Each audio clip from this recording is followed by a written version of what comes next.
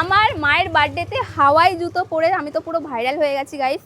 Time পাইনি, ঠিক আছে, টাইম পাইনি। আর এখানে সৌরভ জুতোটা নিয়ে এসেছে, কিন্তু আমি জুতোটা পরবো যে আমি বসতেও পারছি না। আর ও গড, সবার সামনে তো লজ্জা করছে না? হ্যাঁ, আমি এই জুতোটা প্রচুর হিল, আমি জানি না, আমাকে ধরে ধরে হাঁটতে হবে আর তোকে আমার সাথে সাথেই থাকতে হবে। হ্যাঁ, আসো প্লিজ, আসো, আমি তোমার জন্যই দাঁড়িয়ে আছি।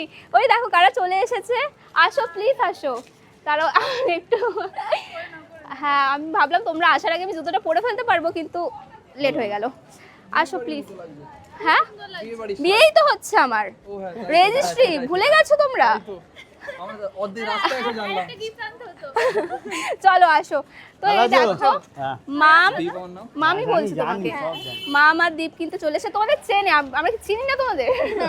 দীপ আমার নাম বলছো, মাম আর দীপ চলে এসেছে। সবাই এত সেজে আছে, আমি তো ভয় পাচ্ছি। একদম ঠিক করেছো। আরে আমার রেজিস্ট্রি হচ্ছে তো, সেজে আসবে না তুমি? এ মা, তাহলে আরেকটা গিফট আনতে হতো।